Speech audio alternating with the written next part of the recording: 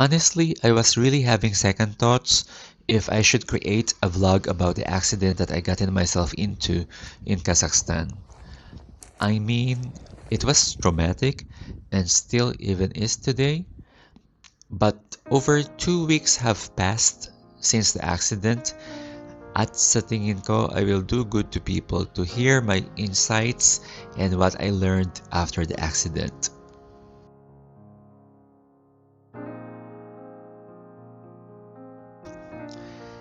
Just to give you some context, my name is Seth. I have this YouTube channel called Seth Stuff where I featured used cars for sale as my primary content. But I also love to travel. Traveling is my passion, kaya pinopost ko dito sa YouTube channel ko yung mga travel adventures ko, and I don't even care if there's no one watching my travel videos. Basta sa akin, nasasayan ako pag napapanood ko ang mga travel videos ko, and YouTube has become a repository of my travel videos. So yeah, itong last travel ko sa Almaty, Kazakhstan was very special for me because it was my first time na magta-travel abroad sa malayong bansa pa from the Philippines. At take note, solo. Yup, mag-isa, walang kasama. And hindi lang yan, balak ko to get some really professional looking next level photos and videos of Kazakhstan because Kazakhstan is insanely beautiful and very different from the Philippines. Feeling ko during my stay in Almaty, hindi ako tourist, kundi parang gumagawa ako ng National Geographic specials. Ganung big. So you can imagine me getting private tours, renting 4x4 SUV para hawak ko ang oras ko. Pwede ako huminto kahit saan ko gusto to take that perfect shot. Hindi ko magagawa ang mga yon pag sumama ako sa mga group tours. Mura nga ang group tours pero next level ang atake ko eh. Since private tour ako, pwede ako sa mga routes o ruta na hindi dinadaanan or pinupuntahan ng mga group tours. In other words, pwede ako pumunta sa mga attractions na walang katao-tao. But yun nga lang, andyan ang safety risk.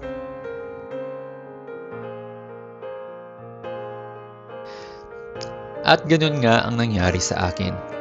March 12, 2026, a day before my flight back to Manila, I rented a 4x4 SUV and a driver to take me to Kandy and Kalsay Lake.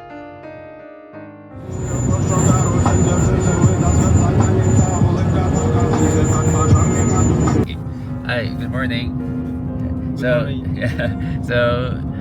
For today, we're going to Kalsay and Kandy Lake, which is like 4 hours away from where we're staying. Wow, what a drive. So here with me is our Kazakh tour guide buddy. I will mask the face of the driver because I was not able to get permission from him to show his face for this vlog.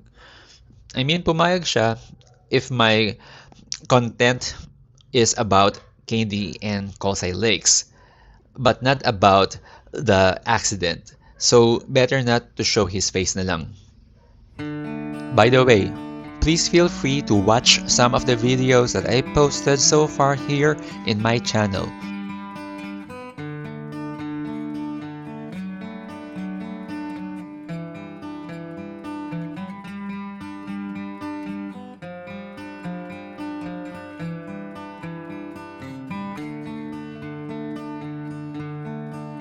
So going back to the story, yun nga, malapit na kami sa Kandy Lake na nag-slide off ang sasakyan namin to the right of the road, and the next thing I know ay nagtumbling na ang sasakyan namin downwards.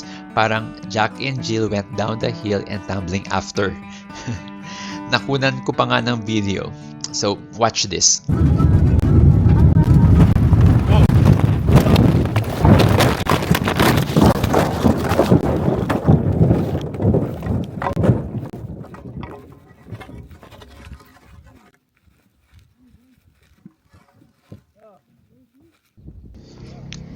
Luckily and miraculously, buhay pa kami. I mean, the driver had a broken nose while I had a fractured hand. Yung right hand ko, nagtamo ng mga sugat at nabali. But other than that, we were not unconscious. We were alive and kicking, thank God.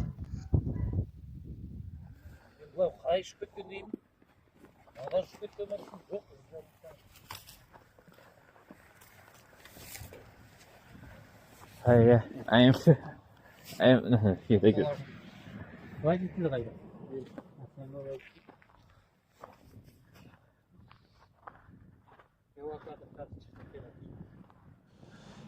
Yeah, it was a miracle that we escaped death. Biruin mo, we were in the middle of nowhere. Like sa gitna ng road wherein walang dumadaan na sasakyan. Talagang, and the stretch was like an endless horizon. Buti na lang na merong nakarinig sa amin. I think he was a shepherd kasi nakasakay siya sa kabayo. Narinig niya yung car crash and he tried to find where the sound came from. So yun, hinanap niya kami mga around 30 minutes before niya kami nahanap. And from there, nakita niya kami, tumawag siya ng saklolo. So may na parang taxi, sinakay kami doon and dinala kami sa city hospital sa Almaty, which was like 4 hours away from the accident. And I remember when I got to the hospital, I was rushed to the emergency room para i-attend itong aking napinsalang right hand. As you can see, namamaga pa rin yung aking kamay. But hindi na siya sobrang maga as compared 2 weeks before when the accident happened. Yeah, and I remember that, sa Almaty, ang galing kasi in the span of less than an hour, I guess mga around 45 minutes, I was assessed, interview, my hand x-rayed, my hand cleaned, stitch, tinahe, in surgery, and then in x-ray ulit bago ako pinauwi. So that took me almost 45 minutes lang. Ewan ko sa Pilipinas, kaya yun ng ganun kabilis. Okay, yun. So, aside from sharing with you the accident na nangyari sa akin, I also want to impart to you yung mga insights, yung mga lessons that I've learned after the accident. Actually, mga lessons na ito, they're nothing new. I mean, even myself, alam ko na mga ito. Narinig ko na ito sa mga parents ko, sa mga teachers, sa pagbabasa ko sa libro.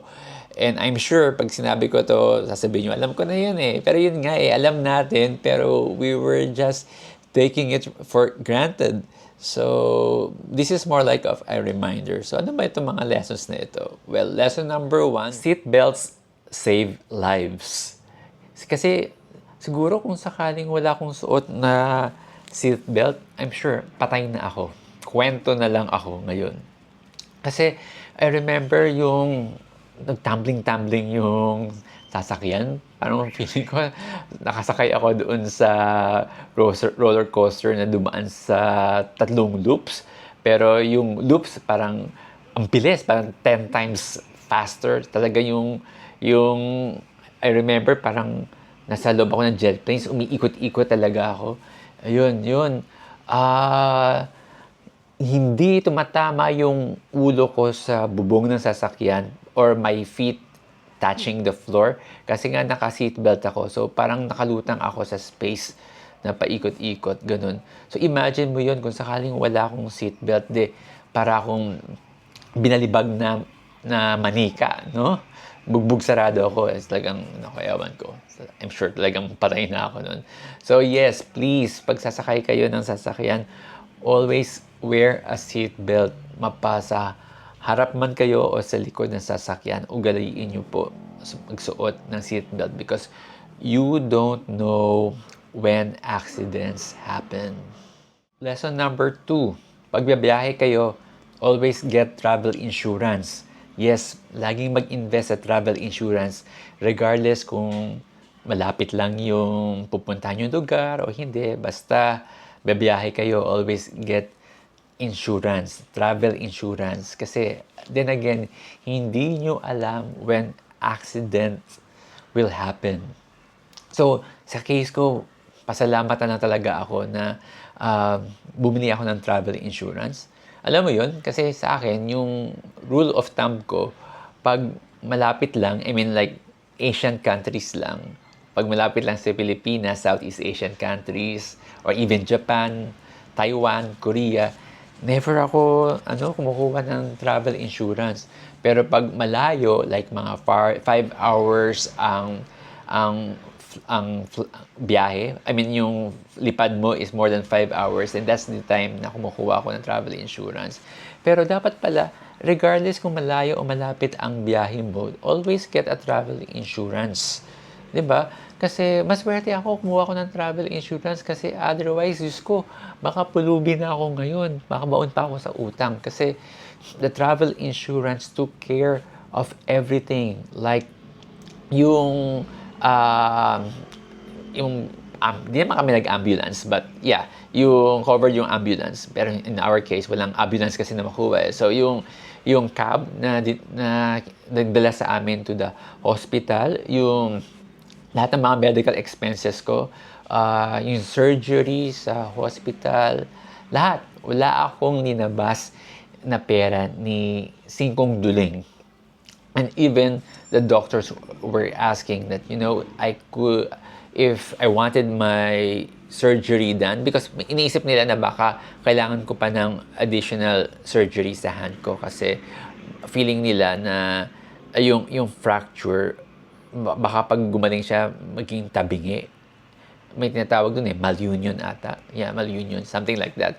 Pero sabi ko, hindi na ako magpapa-opera sa Almaty kasi pag ginawa ko yun, it will take me another 2 weeks to stay in Almaty. Yung flight ko is the next day na. So, sabi ko, hindi, sa Pilipinas na ako magpapagaling. So, ayun. Pero if ever naman nagpa-surgery ulit ako sa Almaty, sagot nila yon lahat.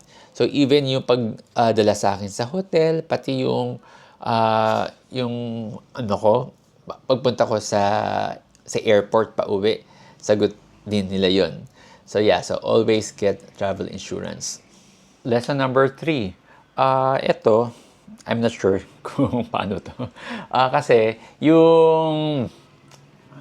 I remember, yung nangyari yung accident, di ba nga, na-videohan ko pa siya because I was holding my DJI Osmo camera. So, parang ganito siya. So, parang yung camera, ganito yung shape niya. So I was taking a video of this beautiful scenery and when the accident happened. So, ang nangyari, since hawak ko yung camera, I did not let it go. Hindi ko siya binitawan. So, that's the reason why nabugbog, nagkasugat-sugat yung kamay ko, nagka-fracture ang kamay ko. Kasi, ang tendency kasi ng tao, pag nangyari yung ganun, is to grip firmly.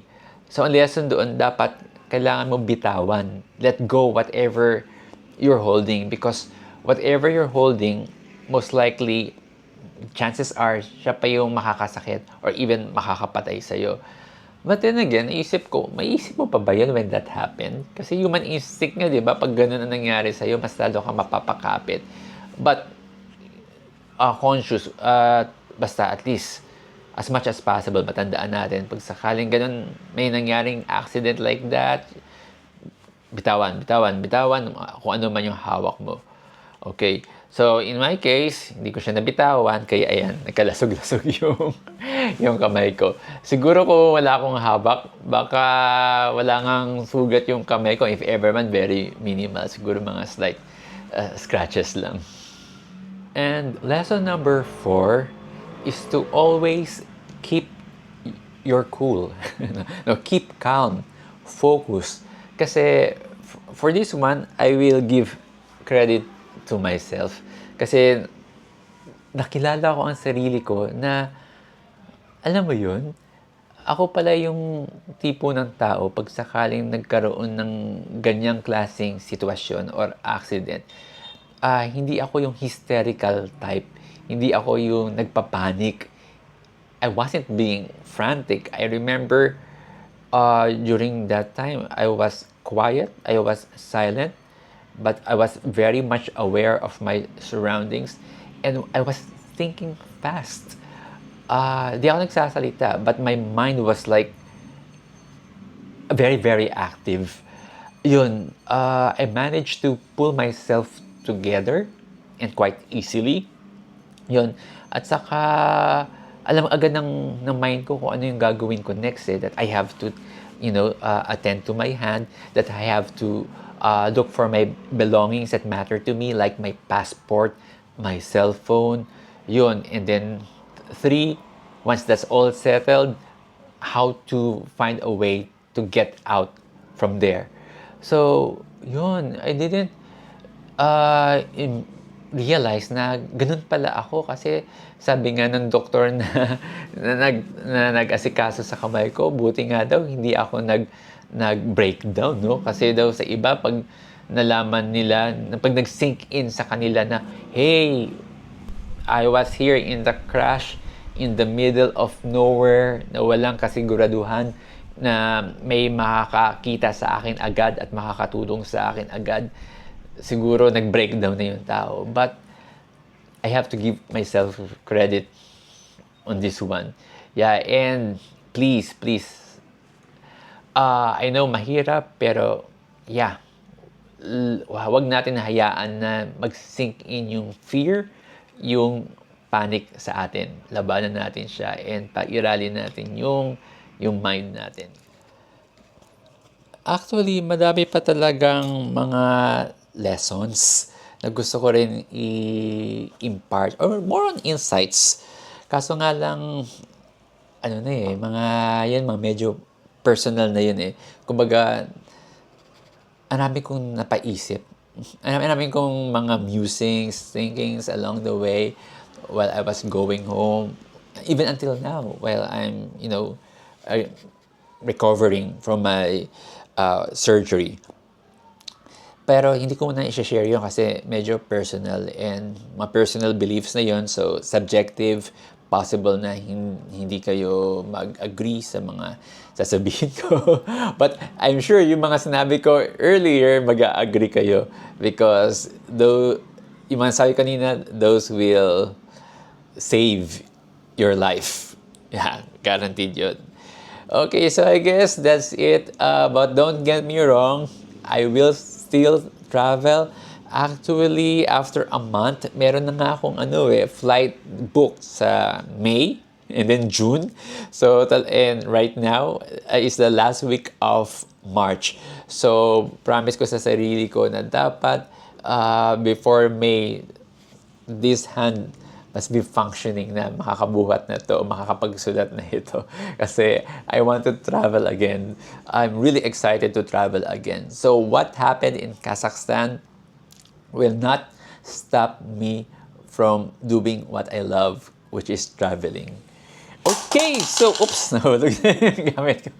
Yeah, so sign na daw yun na kailangan ko na magbabay. So yeah, I hope you learned a thing or two sa vlog ko ngayon. And yes, please do visit Kazakhstan. Watch my videos in Kazakhstan. I promise to upload more videos of my travel in Almaty, Kazakhstan for your enjoyment.